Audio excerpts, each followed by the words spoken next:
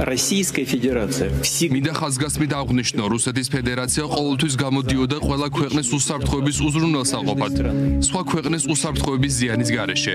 ეს ჩვენი პრინციპული მიდგომაა.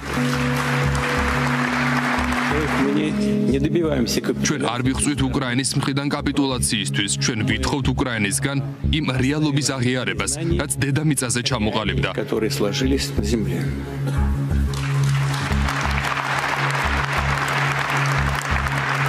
Я уже много раз говорил, что ბევრჯერ მithქვამს და ვთვლი, რომ რუსი და უკრაინელი ერები ერთი ერია. ამის მიხედვით მთელი უკრაინა ჩვენია. Украина наша.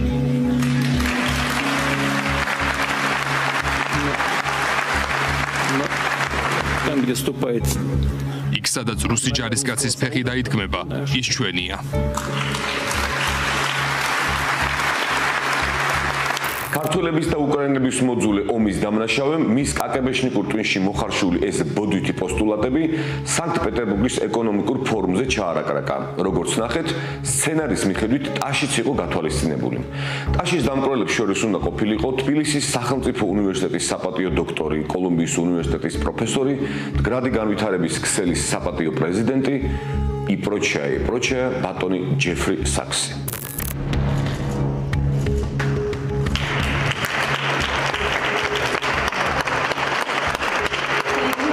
მაგრამ ამჯერად ქართულენოვანი რუსული პროპაგანდისტული, ანუ ოცნების არხების და კრემლის მედიის საყვარელი სპიკერი სანქტ-პეტერბურგს არწევია ბატონი ჯეფრი საქსი ფორუმს მხოლოდ ონლაინ ჩაერთო. Профессор Сакс, добро пожаловать на Петербургский международный экономический форум, и вам слово.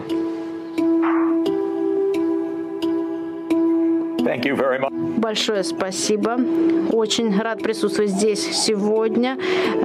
Я, к сожалению, не смог приехать лично. Мне бы очень хотелось, конечно, приехать сегодня в Петербург, увидеть столько друзей. შესაძლოა ბევრისთვის არაფერი, მაგრამ ალბათ ვინმესთვის რა სიმბოლურია, რომ საქსის ჩართვის ფონს რუსული სამოვარი ალამაზებს. ისე რა საინტერესოა რუსეთში ყოფნისას აჩუქეს თუ რუსკაი დუშას და რუსკი მირის ერთგვარი სიმბოლო თავად იყიდა პროფესორმა. ნუ როგორც იყო, ბევრი რომ არ დაგღალოთ, ჩართვის მოკლე შინაარსი ასეთია. რუსეთი დიდია, მზარდი ეკონომიკა აქვს, ყველას აჯობებს და გაუსწრებს. ჩინეთთან მეგობრობა კარგია. საკუთარ სახელმწიფოზე ამბობს, რომ ბანდიტია, რომ ბრიქსი უნდა გაძლიერდეს, გაფართოვდეს და ასე შემდეგ. ახსნა არ უნდა იმას, რომ ფორუმებზე, რომელსაც ახსნის ან ხურავს კრემლის დიქტატორი, არავინ იქნება ისეთი დაპატიჟებული, რომელიც კრემლის პოლიტიკას არ იზიარებს და არ ეთანხმება. ხომ წარმოუდგენელია, რომ ნებისმიერ რუსულ ფორუმზე რაიმე კრიტიკული აზრი გაისმას. შესაბამისად, საქსი დიდი ხანია რუსული ფორუმების ხშირი მონაწილეა. როგორც გითხარით, საქსი რუსული და ქართულენოვანი ადგილობრივი რუსული ტელევიზიების ხშირი სტუმარი და სპიკერია.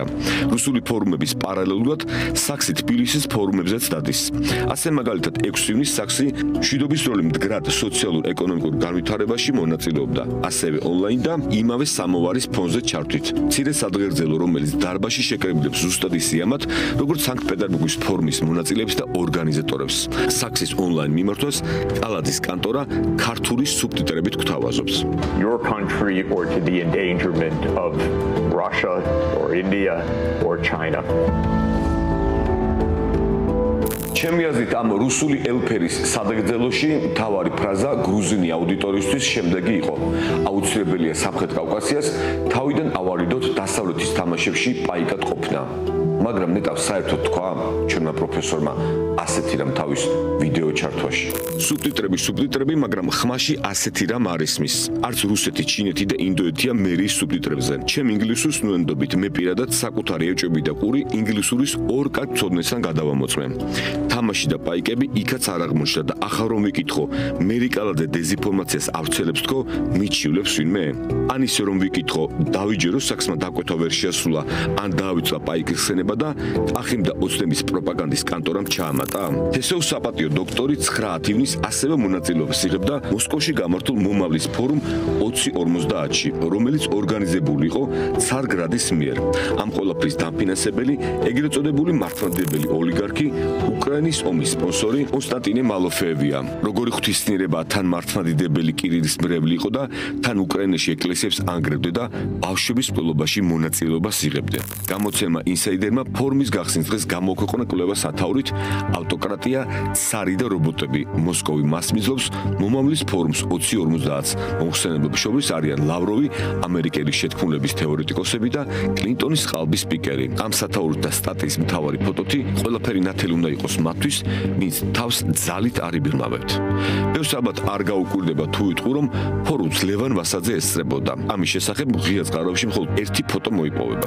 კონსპიროლოგიაში არ შევარდა, რადგან ღია წყაროებში არაფერია ნახსენები, არ ვიტყვი, რომ ვასაძესთან ერთად მოსკოვში მისი თბილისელი დამქაშები და საგმირო საქმეებში თანამონაწილეები იმყოფებოდნენ.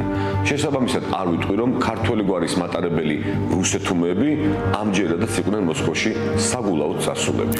უცნობია ვინ მოაწერა საქართველოს სახელით ფორუმზე მიღებულ ოჯახის დაცვის შესახებ დეკლარაციას ხელი, თუმცა ხელმოწერის ცერემონიაზე საქართველოს დროშა კი იყო წარმოდგენილი. მაკაბოჭორიშვილს ალბათ არ უნახავს ეს ვიდეო და დარწმუნებულია, რომ დროების ნახვის შემდეგ ბუქსთან აღარაც დასხებს, მოიკითხავს ამბავს და ყუდით ქვასასროლებს ყველას, ვინც დროშის გამოყენება გაბედა. აბა რა გონიათ ქალბატონი მაკა ასე დატოვებს დამოუკიდებლობას, სუვერენს და თვითყოფადობას? საქსი მხოლოდ მომავლის ფორუმის სპიკერი არ არის. გასულ წელს ის ბრიქსის კონფერენციას სახელწოდებით ღრუბლიანი ქალაქები, რომელიც ბრიქსის წევრ სახელმწიფოების ქალაქებზე დარდობდა, ასევე ონლაინ ჩაერთო. Джеффри, добрый, вероятно. Мы очень рады вас приветствовать. The floor is yours. Greetings. მოსკოვის საკონცერტო დარბაზ ზარიათში ფორუმი 17-18 სექტემბერსაც არის დაგეგმილი და იმედია ქართული ოცნების გულხუარი მხარდამჭერი და პუტინის ფორუმების მუდმივი მონაწილე და სპიკერი ისევ მიიღებს მონაწილეობას. რომ არ გეგონთ, რომ მხოლოდ ამ ორ ფორუმზე მონაწილეობდა ამერიკის, ევროკავშირის და ბრიტანეთის მაგინებელი საქსი, გულს გაგიხარებთ. 29-30 აპრილს მოსკოვში ნაციონალურ ცენტრ რუსიას თაოსნობით სამყაროს მომავალზე ფიქრობდნენ.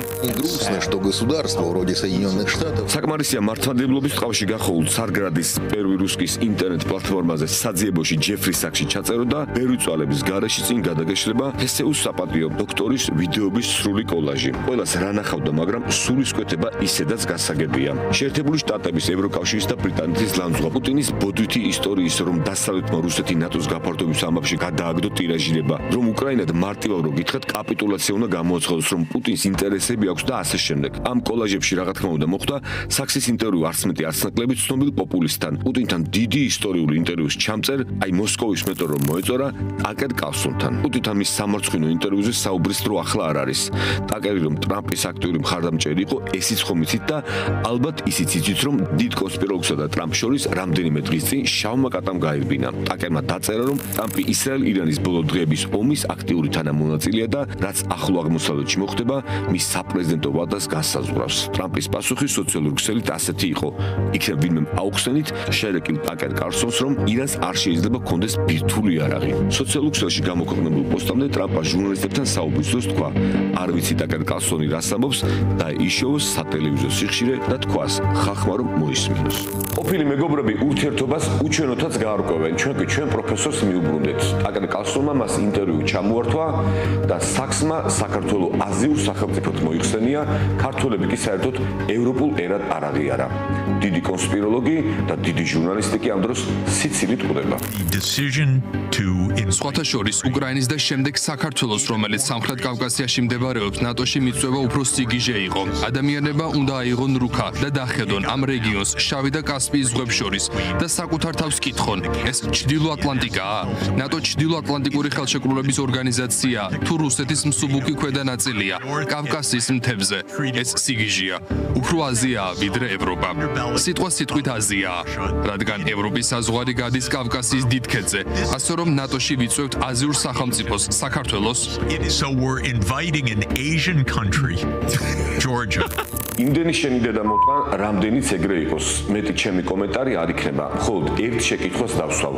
ნეტა რატომ არ გაავრცელეს პროპაგანდისტულმა არხებმა და ეგრეთ წოდებულმა სააგენტოებმა ამ ინტერვიუს ნაწყვეტები, მაგრამ რო გაევრცელებინათ, სათაურად რა გამოეტანათ, ქარდიც ხომ უნდა გაეკეთებინათ.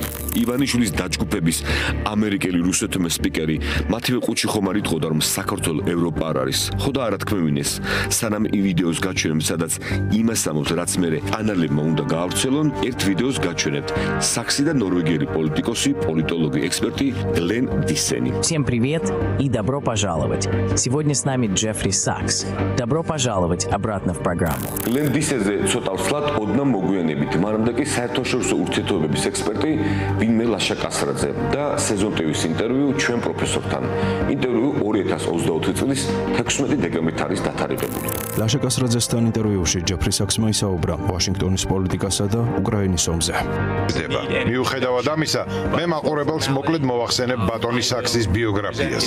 ვისაც სატელევიზიო ხმები გეცნობათ, მიხვდებით, რომ გახმოვანება ტელეკომპანია იმედს ეკუთვნის. ინტერვიუში, რომელიც ასეთი სათაურით არის ატვირთული ამერიკული თამაშების შესახებ პროფესორმა ჯეფრი საქსმა ისაუბრა, რა თქმა უნდა, მიდის ამერიკის, ევროკავშირის და ბრიტანეთის განწყობამ, რომ ნატო ცუდია, რომ რუსეთს თავისი ხედვები აქვს, რომ სამხრეთ კავკასიაში რთული ვითარებაა და სტრესში ყოფილვართ. ისა და აღმოჩნდა, რომ რუსეთი ძლიერი ყოფილა და ლამაზად შემოვიდა ჩრდილოეთ სამხრეთის დერეფანი და ფორმატი 3+3. ეს ემსახურება ეკონომიკურ განვითარებას, ყველასათვის ცნობილი ჩრდილოეთ სამხრეთისა და აღმოსავლეთ დასავლეთის დერეფნების გათვალისწინებით.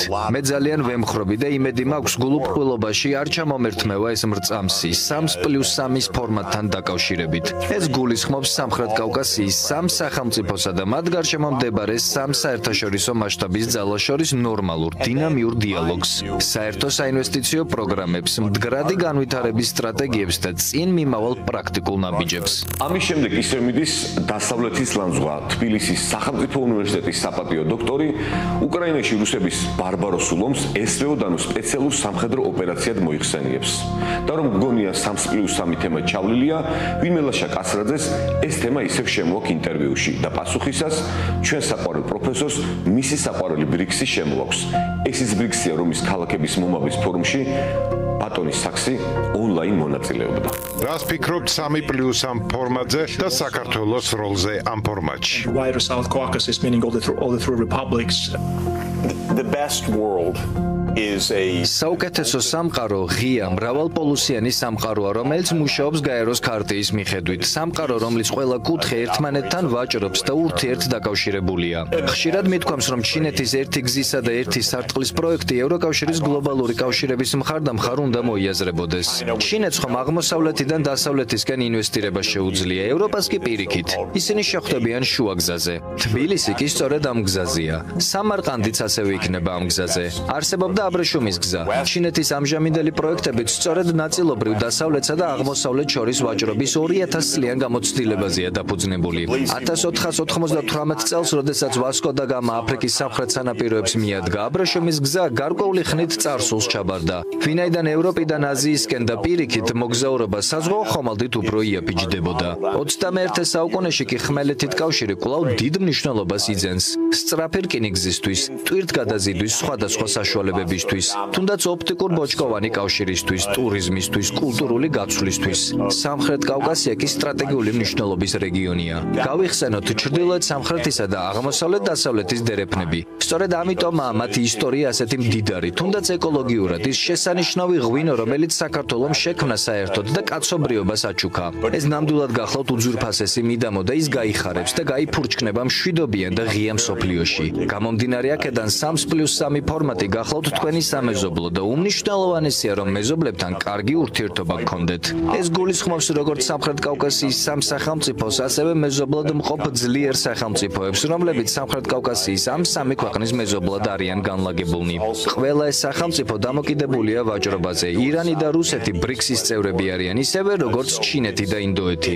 ორივე ეს სახელმწიფო საქართველოს პარტნიორიც უნდა იყოს. ცოტა სადღეგრძელო ღვინო გაფუძნა ტურიზმი, კულტურა და ყურის შეჩევა ბრიქსზე და 3+3-ზე. რუსეთთან და ირანთან ერთად. ცოტა ვეღარ ხვდები პარტნიორობას ჩინეთთან და ინდოეთთან გვთავაზობს. ჩინეთის სტრატეგიული პარტნიორი არის უკვე ოცნება. ირანში ახლა ვერ ჩავიდნენ ბოლო დაკრძალებებზე, თორემ ხაზი გაჭრილი აქვთ. რუსეთთან ისე თანამშრომლობს ივანიშვილი, რომ ბოლოს შეიძლება ჩინეთსაც შეშურდეს. ხო და რა გინდათ პროფესორო, კაპიტულაცია ხომ გამოვაცხოთ და ევრაზიულ კავშირს ხომ არ შეუერთდეთ? ჩვენი პროფესორის ნაკებს 3+3-ზე ეს ვიდეო გამახსენდა.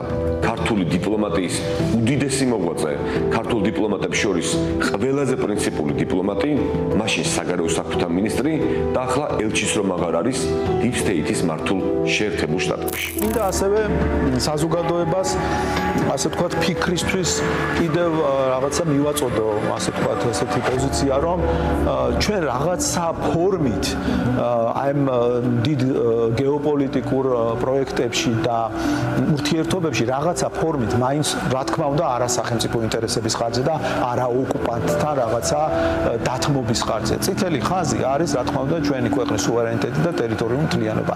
აუცილებელია რომ ჩვენ არ ჩამოვრჩეთ იმ პროცესებს, რა პროცესებიც რეგიონში ვითარდება და აუცილებლად ვიყოთ ყველა იმ ახალ თქვათ რაღაცა თუნდაც ინფრასტრუქტურულ პროექტებში, რომელიც შეიძლება აცდეს საქართველოს და ამით საქართველოს თავისი როლი და ფუნქცია დაკარგოს. ეს ის 3+3-ია ლავროვი რომ გვეპატიჟებოდა, გვეპატიჟება და გველოდება. Как только Тбилиси решит როგორც კი თბილისი გადაწყვეტს, მას შეუძლია ნებისმიერ მომენტში მოვიდეს და საკუთარ სავარძელში ჩაჯდეს. სავარძელი მათთვის ყოველთვის არის და კარი ყოველთვის ღიაა. გრუზინებისთვის ლავროვის მიერ დატოვებული ღია კარის არ უცი, მაგრამ ბეჭობ ირანს ახლა კი არა დიდი ხანი 3+3-ისთვის არ ეცლება, ისევე როგორც პუტინის რუსეთს. ისე კი მიგოს ჩვენს პროფესორს, რომელიც დიდ ეკონომისტობასთან ერთად გეოპოლიტიკაშიც განსწავლულია და მუდმივად იმას იმეორებს, რომ კიევს და ვაშინგტონს ვაფრთხილებდი არ გინდ თორე ომი დაიწყებაო, როგორ გამოეპარა ისრაელის 13 ივნისი. დავიჯერო თეირანს და თელ-ავივს არაფერს ეუბნებოდა. ამ ძებნაში გლენ დისენსაც გადავაწყდი. უკრაინულ მედიამ ის დიდი ხნის წინ მოახვედრა პროექტში Shady Horse, როგორც კრემლის რუსი პროპაგანდისტი, რუსეთის აგრესიის დამცველი და ნატოს მოწინააღმდეგე. უკრაინელებიც რომ არა, მის YouTube არხს და გამონათქვამებს რომ გადახედავთ, ისედაც ცნობილი ხდება ყველაფერი. ხოდა ეს დისენი ჩვენ პროფესორთან ერთად პროპაგანდის საყვარელი რესპონდენტია. თბილისური ზამთრის და გაზაფხულის ანტისაოკუპაციო პროტესტების მთავარი კრიტიკოსი და ოცნების დამცველი. ქარდების კითხვით არ დაგღლით. მათი სიმრავლით ისედაც ყველაფერი გასაგებია. My name is Glenn Diesen. I'm a professor of political economy from Norway. And yes, Waldai, პუტინის საყვარელი ფორუმია დეзинფორმაციის მოგონილი ისტორიების, ტყუილების, ტირაჟების ერთ-ერთი მთავარი ღონისძიება.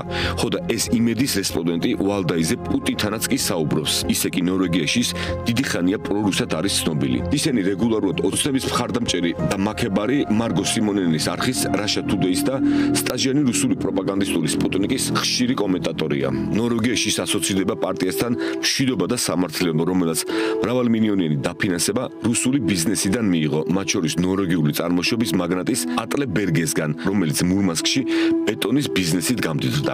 ამ პარტიის ახალგაზრდული ფრთის ლიდერმა ჩრდილო კორეამ სოფლიოში მოწინავე დემოკრატიათაც კი მოიხსენია. დისენი იმედზე არ გამკვირვებია. 6 ივნისის ინტერვიუს აღარ ჩაუღმავდები ამერიკის, ევროპის და ბრიტანეთის ლაძღვა. ხოცური მშვიდობის ღაღადი და ინაღამ გამეკვირდა რომ სტუდიაში დისენი ლაშა კაცრაძესთან ერთად იჯდა. გახსოვთ ხომ ლაშა? ეს ის ლაშაა, საქს ვრცელი ინტერვიუ რომ ჩამოართო და ქართული თარგმანისთვის იმედის ხმები რომ გამოიყენეს. Welcome to the program today, which is being filmed from Tbilisi in Georgia, and I'm very happy today to be joined by Mariam Lashki, who is არ დაგიმალავთ ეს ინტერვიუ ბოლომდე არ მინახავს, არც ივანიშვილის პროპაგანდისტულ ყუთში მინახავს ნაწყვეტები ამ ინტერვიუდან. ქალზე ანუ ცნობილ რებუსზე კი საუბარი მეზარება. მის ოჯახს თუ არ აწუხებს ის, რაც მან ჩაიდინა და იკადრა და ბეჭობ უარეს იკადრებს და ჩაიდენს, მე რა. ამ ინტერვიუში მთავარი სხვა დეტალები. თუ ვერ დააკურდით, გეტყვით რომ ინტერვიუ იმედის სტუდიაშია ჩაწერილი, მაგი და ლოგოს კამები განათება, ბარემი იყო და თავისი არხისთვის მიაწერა რა. ამხელა პროპაგანდისტული ინტერვიუს მერე პატივისცეს ამხელა რუსეთუმეს და ლაშქრიც მიუყვანეს. ბეჭობ დისენი იმ ფორუმშიც მონაწილეობდა, აი საქსი რომ სამოვარის ფონზე ჩაერთო და ამერიკალაძის კანტორალმა წინადადება რომ ჩაუმატა სუბტიტრებში. რაჯობია ფორუმს ამხელა სათაურივ მშვიდობის როლი მდგრადი სოციალურ-ეკონომიკურ განვითარებაში კრემლის მეგობრები დისენი და საქსი მონაწილეობენ. ზექართული სახელმწიფოებრივი ღონისძიება. დამიჯერეთ ოცნების სამსახურში ყოფი კრემლის პროპაგანდისტების, პუტინის ფორუმების სპიკერების და მონაწილეების ამ შემთხვევაში დისენის და საქსის რუსული ვოიაჟები, პრორუსული ინტერვიუებზე და გამოსვლებზე ღია წყაროებში უამრავი მასალა მოიპოვება. საკოლევი დასაპარალელებელი და მოსაყოლი ბევრია. დღეისთვის ეს მოვასწარი არა და რა მარტივი სქემაა. ამერიკელს და ნორვეგიელს ალაპარაკებს საკუთარ თავზე რომ კარგი ხარ. ალან გამძღილებ ნატოს, ევროკავშირის, ბრიტანეთის ათქმელებო რუსეთი დიდია, ირანი კარგია, ბრიქსი ძლიერია და იცი რომ როს ამით დააბოლებ, სად ლაშხის ან ზარქუას ან მათიკას ან ვინმე ვინც მათსიაშია ნათქვამი და სად მსოფლიოში აღიარებული ეკონომისტის და ნორვეგიელი პოლიტიკოსის ნათქვამი. მე რა რომ ორივე რუსეთთან ღია კავშირზეა, მე რა რომ ჩვენი პროფესორი დაგცვინის და ევროპულ სახელმწიფოთაც არ გვაღიარებს არც ევროპულ ერად. მე რა თქო არ გითქვამსო სულ მალე ველოდები რომ საქსიან დისენი სადმე ოცნების ფორუმზე აგვისაბუთებდა რომ ევრაზიული კავშირი და ბრიქსი კარგია და 3+3 რადგან არ გამოდის, საქართველოს უნდა იფიქროს ახალ კავშირებზე, ახალ რეალიებზე და შევიდეს ამ ორგანიზაციებში. მე ეკონომიკაც ალბათ 10 ნიშნა გახდება და მე ნახე თქვენ ღვინის კულტურის ტურიზმის გაფურჩქნა, უიხო მაცივრების გამოტენვაც. ხო და ამას რომ შემოოცვლებს ლამაზად პროპაგანდა, მე ალბათ ამ სტილში იქნება საქსის ინტერვიუები, საერთო ვიდეო, საერთო თარგმანი. უპირველეს ყოვლისა, ევროპელებმა და შტატებმა თავი უნდა დაანებონ ქართულ პოლიტიკას. უპირველეს ყოვლისა, ევროპელებმა და შტატებმა თავი უნდა დაანებონ ქართულ პოლიტიკას. უპირველეს ყოვლისა, ევროპელებმა და შტატებმა თავი უნდა დაანებონ ქართულ პოლიტიკას. Не приходит, пока есть священная империя. არ გეგონით რომ ამ ლოგის ანონში ნახსენები დუგინი დამოვიწყდა. დუგინი როგორც რუსული მირის იდეოლოგიის მთავარი მამა, რომელიც საქართველოს როგორც სახელმწიფოს არც განიხილავს. მეტიც ის რომ საბჭოთა სივრცის რესტრუქტურიზაციას გეგმავს და საქართველოს დახმარებით მაკრო სახელმწიფოს შექმნა უნდა. რატომ გონია რომ ამ მაკრო სახელმწიფოს იდეასაც შემოგვაჩეჩებენ მალე პროპაგანდისტები? არც ის გამიკვირდება რომ ავანგარდში საქსი და დისენიც აღმოჩნდნენ. ისი არც ის გამკვირვებია დუგინმა რო იკითხა ტრამპი იქნებ deep state-მა გაიტაცა და პლენში ყავთო. არც ის გამიკვირდება რომ იგივე სულ მალე ლაშხმან, ზავრადამ ან მათიკამ გაიმეორონ. მე კი ამ ყველაფერზე სიტყვა მძევლობაზე იცით რა გამახსენდა? აი პატრიარქი რო პლენში იყო. მომავლის ფორუმი 2050, რომელზედაც ჩვენმა პროფესორმა ჩართვა ვერ მოახერხა და მხოლოდ ონლაინ ჩაერთო, ერთ-ერთი მთავარი ორგანიზატორი და სულის ჩამთქმელი კრემლის მთავარი პროპაგანდისტი და იდეოლოგი ქართულმოძულე დუგინი იყო. დუგინზე ახლა ბევრს არ ვილაპარაკებ. ერთ ინტერვიუდან ნაწყვეტ შემოგთავაზებთ, რომლის ინტერნეტში ატვირთვის თარიღი 2015 წლის 28 აპრილია. ჩემი კომენტარი არ იქნება. მხოლოდ ერთ რამეს ვიტყვით ბოლოში. ამ ნაწყვეტის მოსმენისას წულუკიანის ღალატის კომისია და ანწუხელიძის გმირობის პირდაპირ ეთერში გასამართლება გამახსენდა. Танки над Тбилиси — это был грузинский лозунг. Так хотел грузинский народ.